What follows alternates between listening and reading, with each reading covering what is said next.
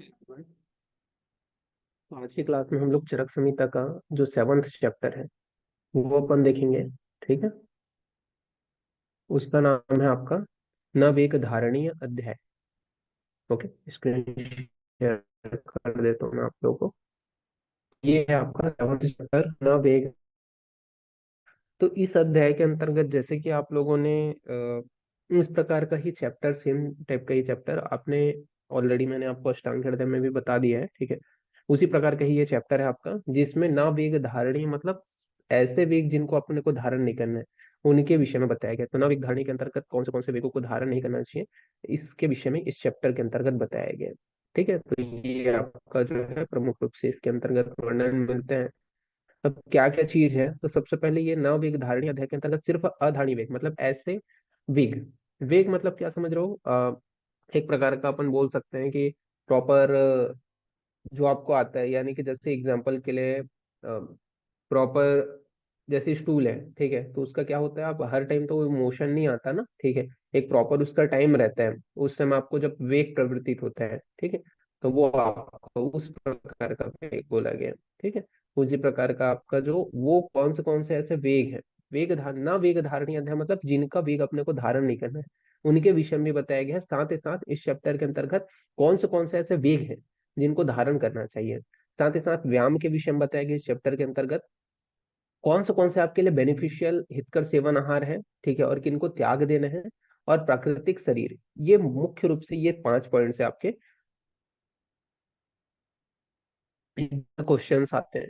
ठीक है। ये 5 पॉइंट से आपके एग्जाम में क्वेश्चन पूछे जाएंगे, तो ये आप ध्यान रख रहे हैं कि अधारणी वेग क्या है, धारणी वेग क्या है, व्यायाम क्या है, हितकर तथा हितकर जो सेवन आहार है, ठीक है, वो क्या है। इसके अलावा शारीरिक जो प्रकृति है उसका ही प्रमुख रूप से इस चैप्टर के अंतर्गत वर्णन किया गया है। तो इसके विषय में अपन बात करते हैं। तो सबसे पहले अपन बात करते हैं अधारणी वेग। तो अधारणीय वेग के विषय में यहाँ पे एक लंबा श्लोक बताया गया है। ठीक है। तो वो श्लोक अगर याद हो सके तो अच्छी बात है, नहीं याद हो सके तो इसको हिंदी में याद रखना। कौन से? न वेगात धार्ये, ठीक है, अंजनात मूत्र पुरुषयो, न रेतसा, न वातस्य, न छर्दी क्षणो तथर्थ च, न उद्गारस्य न जृंभा, न वेगा क्षत पिपासा, न वाष्प, न निद्रा, निश्वासस्य श्रमेण च। ठीक है। तो ये आपके 13 प्रकार के आधारणी वेग इस प्रकार से वर्णन किया गया है। ठीक है। जिनका अपने को धारण ही करना है। ठीक है। तो ये प्रमुख रूप से बताया कि इसको अपन आगे चल करके अच्छे से पढ़ेंगे कि जैसे कि आपका मूत्र पुरुष है, इनका वेगों को धारण नहीं करना चाहिए। जो शुक्र है उसका वेग को धारण नहीं करना चाहिए। जो वात है, वायु है, अपान वायु है, उसके वेग को धारण नहीं करना चाहिए। वो मन के वेग को धारण नहीं करना चाहिए। ठीक है। छींक के वेग को धारण नहीं करना चाहिए। डकार उद्गार के वेग को धारण नहीं करना चाहिए। जृंभा आ रही है तो उसके वेग को धारण नहीं करना चाहिए। क्षुधा हो गया, भूख लग रहा है या पिपासा लग रहा है, उसके वेग को धारण नहीं करना चाहिए। वाष्प मतलब अश्रु के वेग को धारण नहीं करना चाहिए। निद्रा अगर आ रही है तो उसके वेग को धारण नहीं करना चाहिए। निश्वास के वेग को धारण नहीं करना चाहिए। श्रम जन्य जो निश्वास होता है, ठीक है, थकावट जो उत्पन्न होता है, तो उसमें जब आपको श्वासें जो होती है, ठीक है, तो उसके वेग को धारण नहीं करना चाहिए। इस प्रकार से यहाँ पे वर्णन किया गया है। तो ये जो है 13 प्रकार के आधारणी वेगों का बताया गया, एक एक करके अभी अपन डिटेलिंग पढ़ेंगे। ठीक है। श्लोक अगर याद हो सके तो मोर देन बेटर है, अगर याद ना हो सके तो हिंदी याद रखना, जो अभी अपन आगे चल करके पढ़ेंगे। तो उपयुक्त जो है 13 वेग जो है बताए गए हैं। ठीक है। किसी न किसी जो है शारीरिक प्रक्रिया के द्वारा जो है निकलते हैं। और इन्हें रोकने से क्या होता है, हानि उत्पन्न हो जाती है, हानि की संभावना होती है, मतलब कोई ना कोई विकृति उत्पन्न हो जाएगा, रोग की उत्पत्ति हो जाएगी।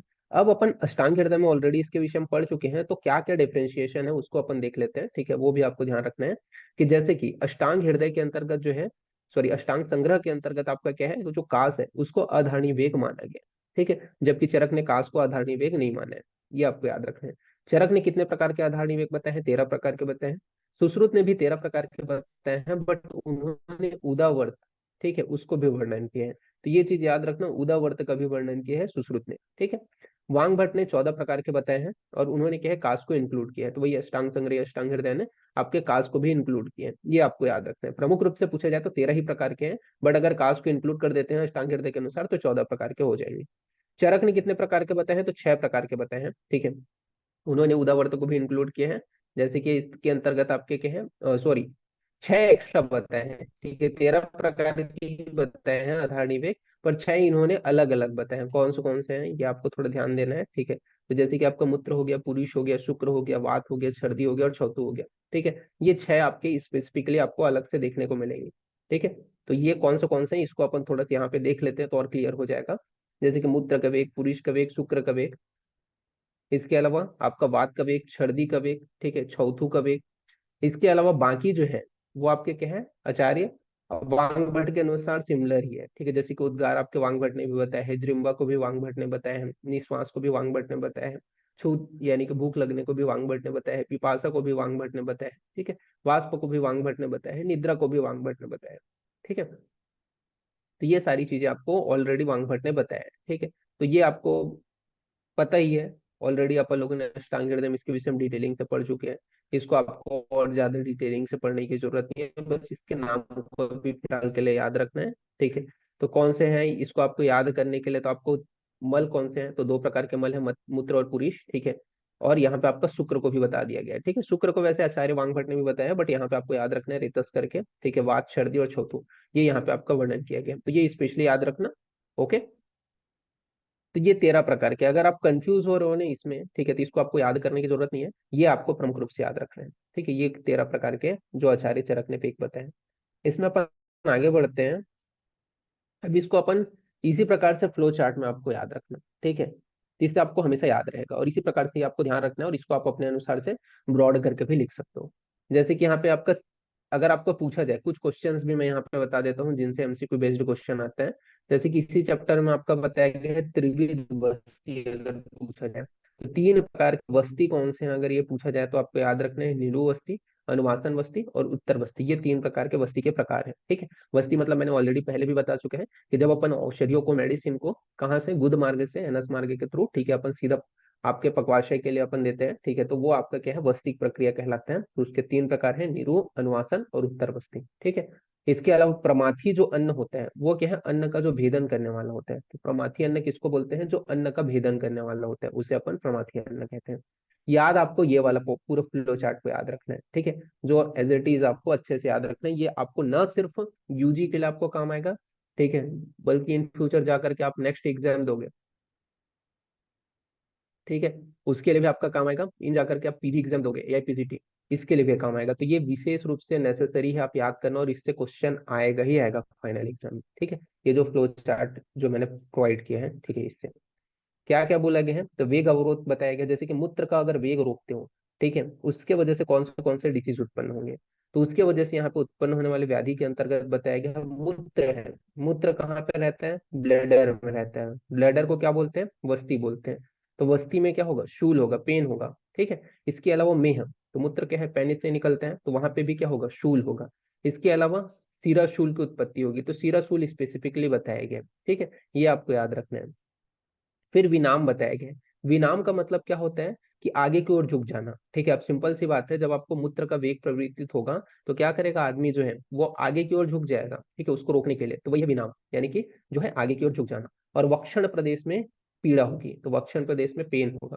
तो ये जो है प्रमुख रूप से आपके जो उत्पन्न होने वाले रोग हैं वो यहाँ पे आपका बताया है। कि बस्ती में शूल होना, ये आप कॉन्सेप्ट के लिए भी समझ सकते हो कि बस्ती में क्या है, कहाँ से आपका मूत्र निकल रहा है, आपका ब्लैडर से निकल रहे हैं, ठीक है। मेनली आपका पेनिस एरिया से ही निकल रहे हैं, ठीक है, उसका मार्ग ही है वो। तो ब्लैडर में रहता है, पेनिस से निकल रहे हैं, तो वहां पे शूल होगा, तो वस्ती में शूल, में ही में शूल हो गया।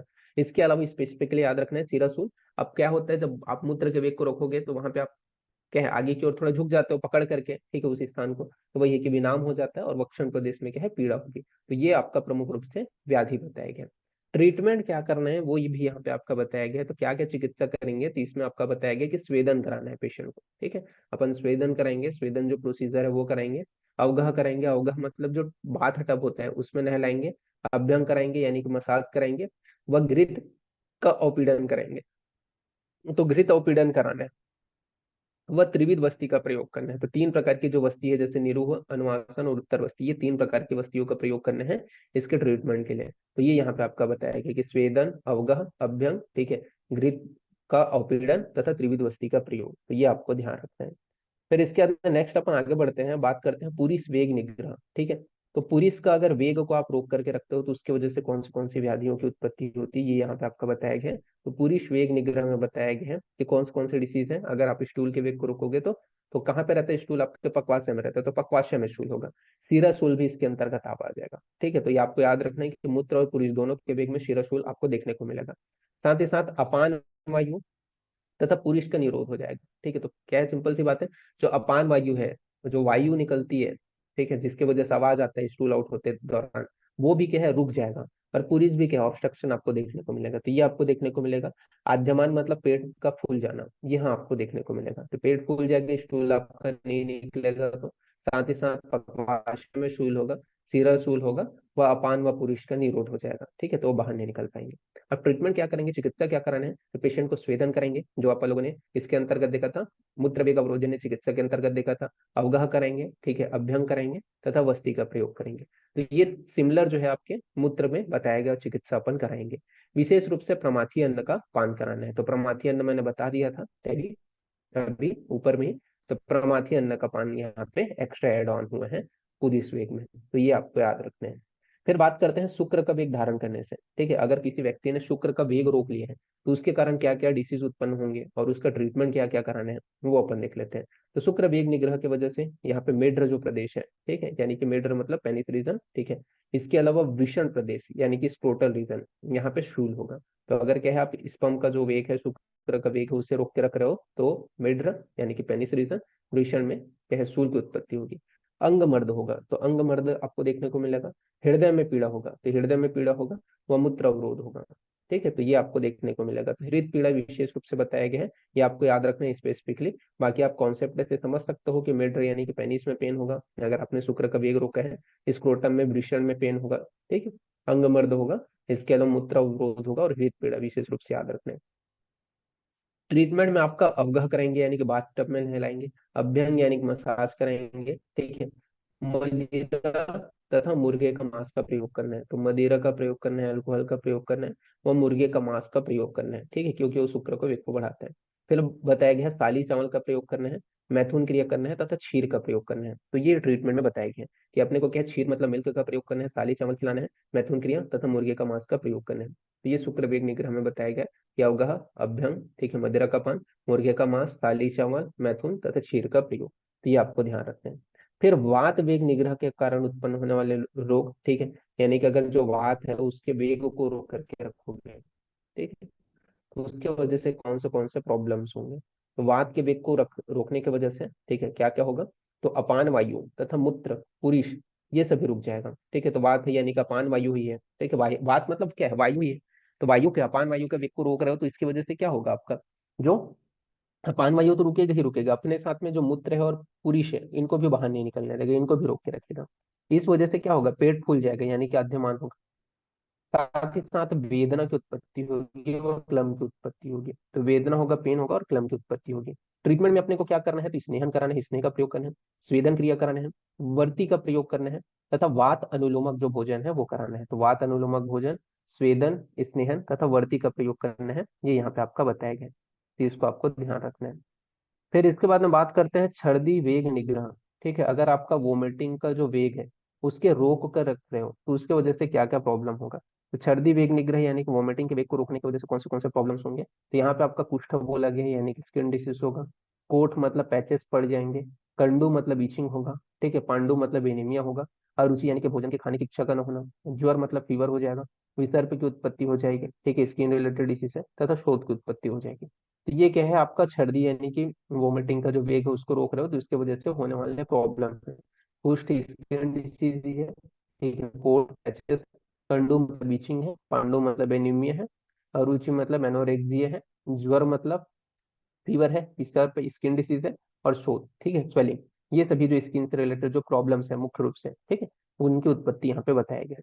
ट्रीटमेंट में अपन क्या कराएंगे, तो भोजन करके करा करके वमन करेंगे। तो भोजन करा करके वमन करेंगे, धूमपान तथा लंघन करेंगे। तो धूमपान करेंगे वो लंघन करेंगे, रुक्ष अन्नपान कराना है। तो रुक्ष जो अन्नपान है वो कराना है और व्यायाम कराना है। तो ये यहाँ पे आपका बताया गया है, रुक्ष अन्नपान, व्यायाम, ठीक है, लंघन, धूमपान तथा भोजन करा करके वमन कराना है, ये सभी इसके ट्रीटमेंट में बताया गया है। फिर बात करते हैं छौथु वेग निग्रह। अगर जो छौथु है, ठीक है, छौथु मतलब जो आपका छींक है, ठीक है। छौथो मतलब क्या होता है, छींक होता है।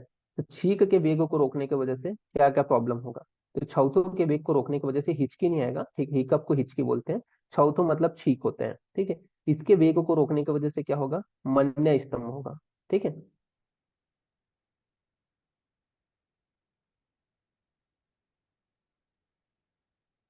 ठीक है, तो मन्य स्तंभ हो जाएगा। इसके अलावा अर्धित होगा, यानी कि फेशियल पैरालिसिस होगा।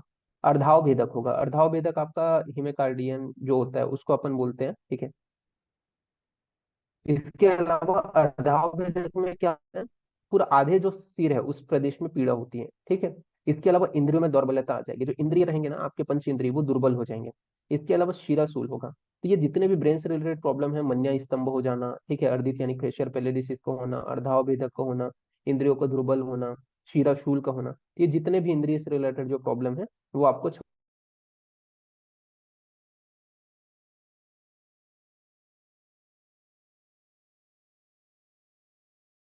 स्वेदन कराना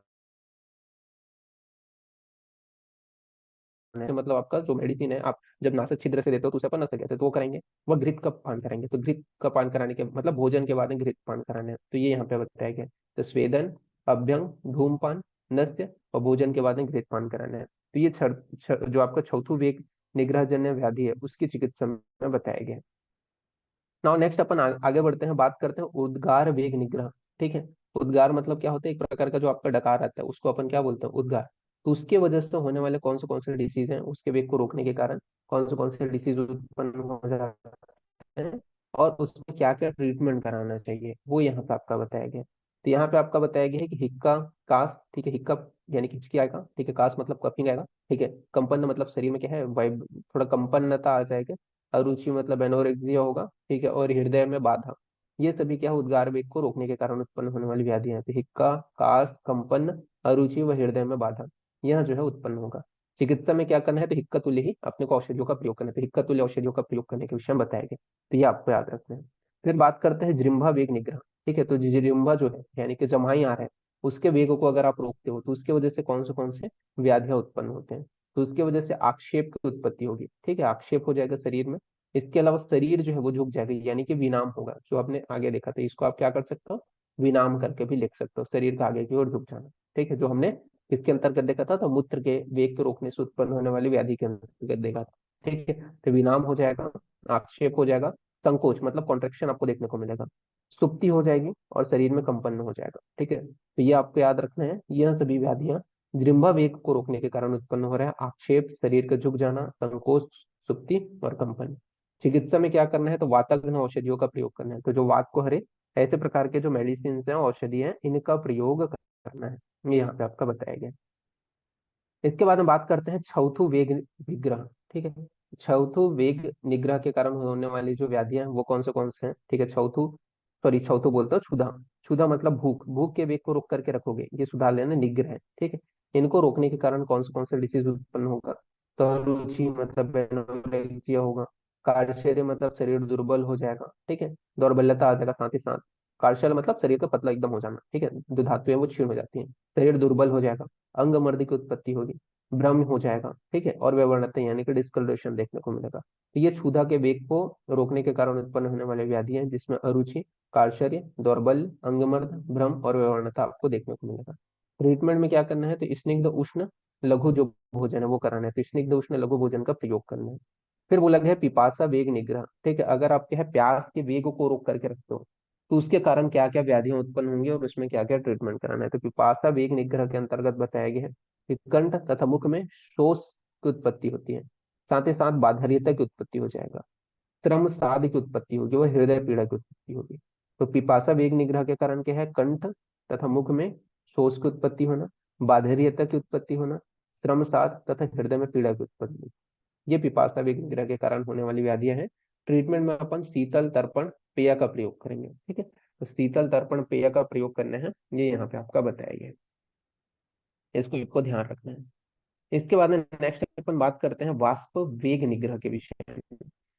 तो वाष्प वेग निग्रह के विषय में क्या बताया, मतलब अगर आप आंसू के वेग को रोक के रख रहे हो तो उसके कारण क्या क्या प्रॉब्लम्स होंगे वो यहाँ पे आपका बताया गया है। तो सबसे पहले यहाँ पे जुकाम की उत्पत्ति हो जाएगी, ठीक है, सर्दी की उत्पत्ति हो जाएगी, अक्षी रोग यानी कि आई से रिलेटेड डिसीज उत्पन्न हो जाएंगे। हृदय रोग यानी कि हृदय के जो डिसीज है वो उत्पन्न हो जाएंगे। अरुचि, ठीक है, भोजन के खाने की इच्छा का न होना, वो उत्पन्न हो जाएगा। भ्रम की उत्पत्ति हो जाएगी। तो जुकाम, ठीक है, यानी कि इसको आप जुकाम हो गया, ठीक है, अक्षी रोग की उत्पत्ति होगी, हृदय रोग की उत्पत्ति होगी, अरुचि की उत्पत्ति हो जाएगी और भ्रम की उत्पत्ति हो जाएगी। तो ये जुकाम मत लिखना है इसको, पीनस, ठीक है, पीनस रोग करके लिखना। तो पीनस रोग, अक्षी रोग, हृदय रोग, अरुचि और भ्रम, इसकी उत्पत्ति हो जाएगी। बात करें इसमें ट्रीटमेंट में क्या करना है, तो स्वप्न, ठीक है, यानी कि सोना है सबसे पहले बात। इसके अलावा मद्य यानी कि अल्कोहल का पान करना है। इसके अलावा प्रिय कथा यानी कि जो अच्छा पॉजिटिव जो टॉक है, ठीक है, जो अच्छा लगे, ठीक है, इस प्रकार के प्रिय कथाओं को सुनना है। तो ये यहाँ पे आपका बताया गया है, क्योंकि क्या है, रोता क्यों है लोग, व्यक्ति, ठीक है, तो वही है, तकलीफ की वजह से, ठीक है, तो उसकी वजह से आंख में, अब आंख से आंसू निकलते हैं तो आंखी रोग की उत्पत्ति हो रही है, साथ ही साथ हृदय रोग की उत्पत्ति हो रही है, अरुचि, भ्रम और पीनस, इसकी उत्पत्ति हो रही है। ट्रीटमेंट में वही है, स्वप्न, मद्य व प्रिय कथा बोलना है। फिर निद्रा वेग निग्रह, ठीक है, निद्रा वेग निग्रह, निद्रा वेग निग्रह मतलब अगर आप सोने का जो वेग है, ठीक है, आप प्रॉपर नींद नहीं ले रहे हो, अगर नींद के वेग को रोक करके रख रहे हो, तो इसकी वजह से कौन सा डिसीज होगा, तो जिम्बा आएगी, जमाई आएगा ही आएगा, आप नींद नहीं ले रहे हो तो। अंग मर्द की उत्पत्ति होगी, थकावट लगेगा, सिरो रोग यानी कि सिर में भारीपन भी होगा ना, तो सिरो रोग की उत्पत्ति हो जाएगी। तथा नेत्र में गौरता, तो जब आप सोते नहीं हो तो क्या होता है, हैवीनेस फील होता है आंखों के सामने, तो वही है कि नेत्र में गौरता, सिरो रोग, थकावट, अंगमर्द, जिह्वा, ये सभी उत्पन्न होते हैं अगर आप नींद के वेग को रोकते हो। क्या कर रहे हैं अब इसमें ट्रीटमेंट में, तो सो जाना है, तो स्लीपिंग, स्वप्न लेने हैं। इसके अलावा संवहन, संवहन यानी कि हाथ पैर को दबाना है। तो ये आपका मुख्य रूप से बताया गया है निद्रा वेग अवरोधजन्य चिकित्सा। फिर बात करते हैं श्रम निश्वास वेग निग्रह, ठीक है, यानी कि अगर आप काम करते हो तब क्या होता है, जो श्वास निकल रहे हैं, ठीक है, उसके वेग को रोक करके रखते हो, तो उसके वजह से क्या क्या उत्पन्न होगा, तो गुल्म रोग की उत्पत्ति होगी, ठीक है, और हृदय रोग की उत्पत्ति होगी। तो गुल्म और हृदय रोग की उत्पत्ति होगी। ट्रीटमेंट में अपने को क्या कराना है, विश्राम कराना है, ठीक है, रेस्ट कराना है, तथा वातनाशक जो क्रिया है वो प्रयोग करना है। तो वातनाशक जो क्रिया है उसका प्रयोग करना है तथा विश्राम कराना है। ये यहाँ पे आपका बताया गया है, तो इसको आपको ध्यान देना है। फिर बात करते हैं अष्टांग में क्या क्या एक्स्ट्रा बताया गया था, ठीक है, कौन सी चीजें हैं जिसमें, तो अष्टांग के अनुसार जो हमने देखा था उसमें ये श्लोक आता है, वेगन आधारित विण मूत्र करके आता है, ठीक है, विण मूत्र, यहाँ पे पुरुष वगैरह यूज नहीं किया गया है, विड़ करके यूज किया गया है, ठीक है, तो ये चीज को विशेष रूप से ध्यान देना, इसी वजह से मैंने छह को अलग से बताया, ठीक है। विण मूत्र, छौत्रिश, क्षुधाम, निद्रा का स्तम श्वास, जिह्वा, अश्रु, छर्दी, रेतसा, ठीक है, तो ये रेतस को तो माना ही माना है, ठीक है, तो ये आपको याद रखना है कि वात, विड़, मूत्र, ठीक है, मूत्र करके उन्होंने वर्णन किया ही है। ठीक हो गया, ठीक है, त्रिट मतलब प्यास, क्षुधा, ठीक है, भूख, निद्रा, ठीक है, कास, इसके अलावा श्रम से उत्पन्न होने वाला श्वास, जिह्वा, अश्रु, छर्दी और रेतस, ठीक है, तो ये आपके अष्टांग के अनुसार है, जो रिमाइंड करा दिया मैंने एक बार और। नाउ नेक्स्ट अपन आगे बढ़ते हैं अब इसमें। ये हो गया आपका अधारणीय वेग, उसका ट्रीटमेंट, ठीक है। अब साथ ही साथ बात कर लेते हैं धारणीय वेग के विषय में। तो धारणीय वेग कौन से हैं, उसके विषय में अपन बात करते हैं।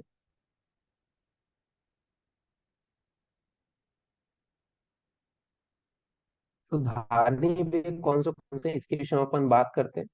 इसके पहले मैं आप लोगों को इस नोट्स का पासवर्ड भी बता देता हूँ आप लोगों को, ठीक है। इस नोट्स का पासवर्ड आपका रहेगा CJK, ठीक है। कौन सा चैप्टर है, 7 चैप्टर है, ठीक है, सूत्र स्थान का। तो ये मेनली इसका पासवर्ड रहेगा, ठीक है, जो आपका 7 चैप्टर है इसका पासवर्ड CJK7S, ठीक है। और नेक्स्ट अपन धारणी वेगों के विषय में बात कर रहे थे, सॉरी, धारणी वेगों के विषय में अपन बात कर रहे थे। तो धारणी वेग के विषय में क्या बताएगा उसको अपन देखते हैं। तो धारणी वेग मतलब जिनका अपने को धारण करना है उसे अपन क्या बोलेंगे, धारणी वेग। तो धारणी वेगों के विषय में यहाँ पे आपका बताया गया, धारणी वेग का सैद्धांतिक जो आधार है वो बताते हुए बोला गया है कि मन, वचन तथा शरीर के निंदित कर्मों के वेगों को रोकना चाहिए, ठीक है। तो यहाँ पे बोला गया मन, वचन तथा शरीर के निंदित कर्मों के वेगों को रोकना चाहिए। मानसिक तथा वाचिक वेगों को न रोकने से मानसिक रोग की उत्पत्ति होती है, ठीक है। मतलब ये जो है इनके वेग, अगर मन, वचन या शरीर के कर्म कर रहे हो, ठीक है, तो कई ऐसे वेग हैं, निंदित जो वेग हैं, इनको, कई जो वेग हैं उनको रोकना चाहिए। वो क्या है, धारणी वेग है। पहला तो ये हो गया धारणी वेग का डेफिनेशन में, कि मन, वचन, मन मतलब आप सोच जो रहे हो, ठीक है, वचन मतलब जो बोल जो रहे हो, शरीर मतलब शारीरिक जो क्रिया कर रहे हो, इनको कर्म को, ये तीन कर्म करने की वजह से भी कुछ वेग उत्पन्न होते हैं जिनको आपको रोक करके रखना है। ठीक है, वो आपके धारणीय वेग कहलाएंगे।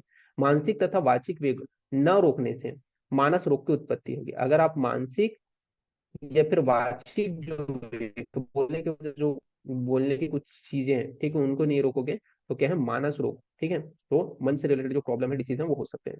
साइकोलॉजिकल जो डिसीज है वो हो सकते हैं। तो बुरे मानसिक धारणी वेग कौन से ऐसे वेग हैं, ठीक है, जिनको धारण करने हैं, जो मन में उत्पन्न होते हैं, जैसे कि आपको लोभ उत्पन्न होगा, लालच उत्पन्न होगा किसी चीज को देख करके। शोक वह है, ठीक है, दुख हो जाओगे या फिर बहुत ज्यादा डर जाओगे तो इसको भी धारण करके रखना है। क्रोध मतलब एक्सेसिव, आपको गुस्सा आ रहा है, ठीक है, तो उसको भी धारण करके रखना है। अहंकार, कई लोग कहते हैं ना कि मैं सबसे ज्यादा बलवान हूँ, ठीक है, तो बहुत ज्यादा अहंकार, अहंकार को भी धारण करके रखना है, ठीक है, दिखाना नहीं है किसी को।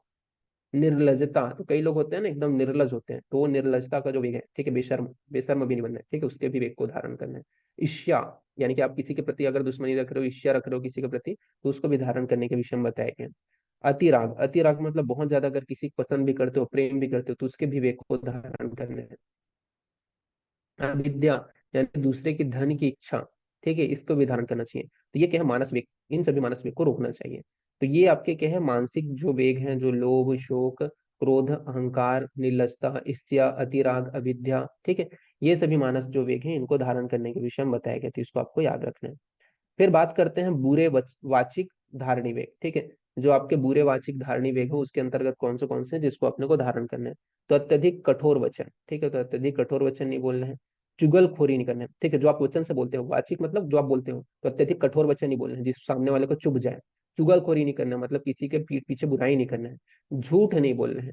इसके अलावा अकाल युक्त वचन, अकाल युक्त वचन यानी कि जो संबंध बात नहीं है, बिना समय का कोई भी बात करना, जैसे कि मैं अभी आप लोगों को क्या पढ़ा रहा हूँ, चरक संहिता, और चरक संहिता के सामने मैं पढ़ा रहा हूँ और उस वक्त आप लोग क्या है, घूमने फिरने का बात करने लगो, तो ये अकाल वचन ही कहलाएगा ना, ठीक है। तो ये क्या है आपका अकाल वचन, मतलब जो एक दूसरे से रिलेटेड ही नहीं है, वैसे बातों को। तथा ज्यादा बोलना, ज्यादा भी नहीं बोलना है। तो अत्यधिक कठोर वचन नहीं बोलना है, चुगलखोरी नहीं करना है, झूठ नहीं बोलना है, अकाल युक्त वचन और ज्यादा बोलना नहीं है। तो ये क्या है, बुरे वचन वाचिक धारणी वेग है। फिर बोला गया है असस्त शारीरिक धारणी वेग। तो असस्त शारीरिक धारणी वेग के अंतर्गत बताया गया है, इसको पीड़ा देने वाले शरीर कर्म, पर स्त्री संभोग, चोरी और हिंसा, ठीक है, तो शरीर से आप क्या करते हो, किसी को दूसरे को पीड़ा देने वाला कर्म, जो दूसरे को क्या है तकलीफ दे, ऐसे कर्मों को नहीं करने हैं। स्त्री संभोग नहीं करना है, पर स्त्री संभोग, सॉरी, पर स्त्री संभोग, ठीक है। इसके अलावा चोरी नहीं करना है और हिंसा नहीं करना है, ठीक है, किसी को मारना पीटना नहीं, हिंसा नहीं करना है। तो ये शरीर के अंतर्गत होने वाले वेग है, ठीक है, जिनको धारण करना है। तो इससे क्वेश्चन आते हैं, एमसीक्यू बेस्ड क्वेश्चन आते हैं कि मानसिक धारणी वेग के अंतर्गत किसको रखा गया है, ठीक है, ऑप्शन आपके दे दिया जाएगा, ठीक है, तो आपको याद रखना है मानसिक के अंतर्गत क्या है, वाचिक के अंतर्गत क्या है और शारीरिक के अंतर्गत क्या है।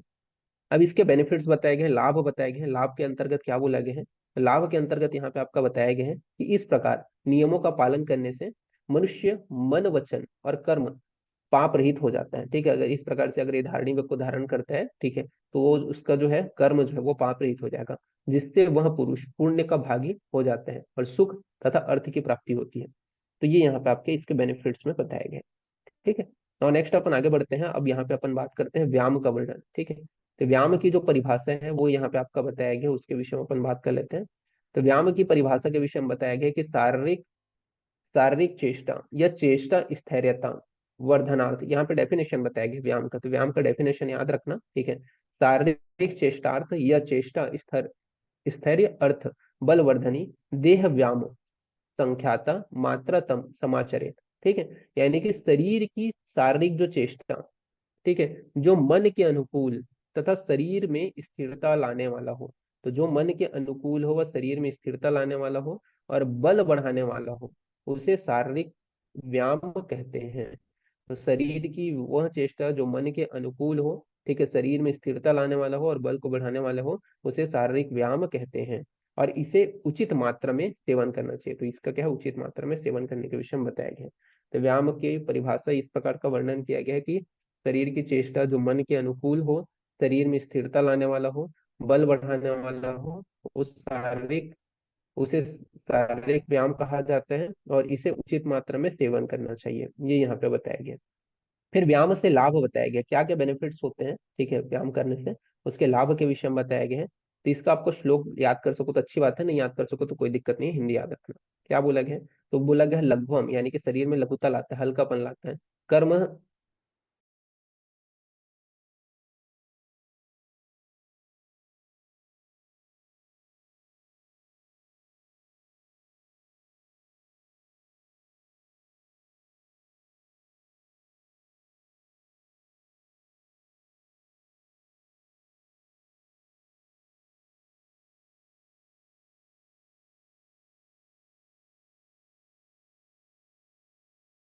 काम अंतर्गत आपका आता है, तो इसको आपको याद रखना।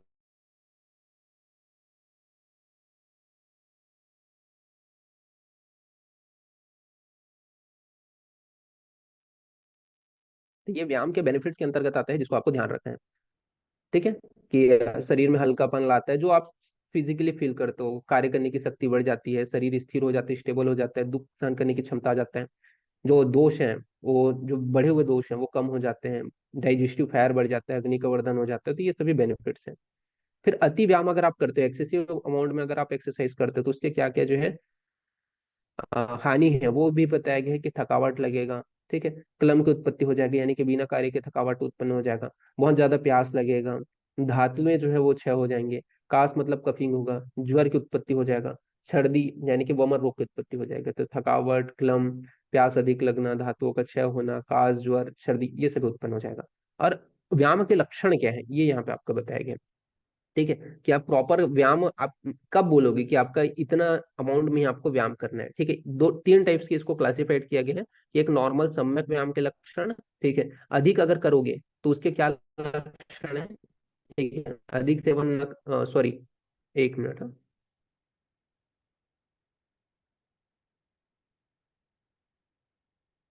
अधिक सेवन नहीं करना चाहिए। ठीक है, इसके अलावा व्यायाम करने के अयोग्य पुरुष, ये तीन प्रकार से यहाँ पे बताया गया है। तो अगर क्या है, व्यायाम के लक्षण के अंतर्गत क्या क्या चीज आ जाएगा, तो क्या होगा आपके शरीर से। तो शरीर से सिंपल सी बात है, जब व्यायाम करोगे, ठीक है, तो यहाँ पे आपका बताया गया कि स्वेद निकलेगा। ठीक है, स्वेटिंग आएगा, पसीना आएगा, श्वास की वृद्धि हो जाएगी, तो मतलब आपका सांस थोड़ा फूलने लग जाएगा, अंगों में लघुता आ जाएगा, हार्ट जो बीट है यानी कि हृदय की गति है ये बढ़ जाएगा। तो ये व्यायाम के लक्षण है बताए गए। ठीक है, लेकिन अगर अधिक सेवन ना करें, ठीक है, अधिक सेवन नहीं करना चाहिए व्यायाम का। अगर आप सम्यक सेवन करते हो एक हिसाब से, तो सम्यक सेवन से लाभ में बताया गया है कि व्यायाम, ठीक है, इसके अलावा व्यायाम, हंसना, अधिक बोलना, रास्ता चलना, मैथुन, ठीक है, जागना, ये सभी के हैं आपके अधिक सेवन न करने पर। ठीक है, मतलब सम्यक व्यायाम करने से लाभ है। ठीक है, कि आप क्या है, प्रॉपर व्यायाम करने से क्या है, जो आपका अम, हर्ष रहेगा। ठीक है, हंसना नहीं होगा, हर्ष होगा। ठीक है, हर्ष की उत्पत्ति हो गया। ठीक है, अधिक बोलना, रास्ता चलना, मैथुन, जागना, ठीक है, ये सभी चीजें जो है आपका क्या है, सॉरी, इनको व्यायाम नहीं करना चाहिए, बहुत ज्यादा व्यायाम नहीं करना चाहिए, अधिक सेवन नहीं करना चाहिए, किनको किनको नहीं करना चाहिए। ठीक है, तो यहाँ पे आपका बताया गया है, जो बहुत ज्यादा एक्सेसिव व्यायाम, एक्सेसिव मात्रा में व्यायाम नहीं करना चाहिए। ठीक है, जो बहुत ज्यादा हंसता है उसको क्या है, अत्यधिक व्यायाम नहीं करना चाहिए। ठीक है, और इसके अलावा बोलने वाले को ज्यादा व्यायाम नहीं करना चाहिए, रास्ता चलने वाले को, जो बहुत ज्यादा पैदल चलता है उसको अधिक सेवन नहीं करना चाहिए व्यायाम का। ठीक है, जो बहुत ज्यादा मैथुन करता है उसको नहीं करना चाहिए, और जो जागता है रात में, ठीक है, उसको भी अत्यधिक मात्रा में व्यायाम नहीं करना चाहिए। ठीक है, तो अधिक सेवन न करने वाले जो व्यक्ति हैं वो यहाँ पे बताए गए हैं। फिर व्यायाम किनको किनको करना ही नहीं चाहिए, अयोग्य है। ठीक है, तो जो अत्यधिक मैथुन करते हैं, बहुत ज्यादा मैथुन करते हैं, उनको नहीं करना है। अधिक जो भार को ढोते हैं उनको व्यायाम नहीं करना है। इसके अलावा प्रबल वात प्रकृति वाले जो व्यक्ति होते हैं उनको व्यायाम नहीं करना चाहिए। भूख प्यास से पीड़ित जो व्यक्ति हैं उनको व्यायाम नहीं करना चाहिए। बालक तथा वृद्ध जो है उनको व्यायाम नहीं करना चाहिए। ठीक है, साथ ही साथ क्रोध, शोक, भय से जो क्रांत है, ठीक है, जो पीड़ित है, क्रोध, क्रोध से, भय से, तो उनको भी व्यायाम नहीं करना चाहिए, ये अयोग्य है। तो ये तीन लक्षण आपके बताए गए हैं, कि व्यायाम सेवन के सम्यक, सम्यक अगर आप व्यायाम करते हो तो उसके क्या बेनिफिट्स हैं, किनको किनको अधिक मात्रा में या अधिक जो है व्यायाम नहीं करना चाहिए। ठीक है, और किनको किनको जो है व्यायाम करना ही नहीं चाहिए। तो ये तीन प्रकार के क्लासिफाइड किए गए हैं। ठीक है, तो इस प्रकार से यहाँ पे ये जो चैप्टर है शॉर्ट वे में मैंने यहाँ पे फिनिश कर दिया है। ठीक है, नेक्स्ट क्लास में अपन इसके आगे देखेंगे। तो अभी के लिए इतना ही। Okay, thank you class.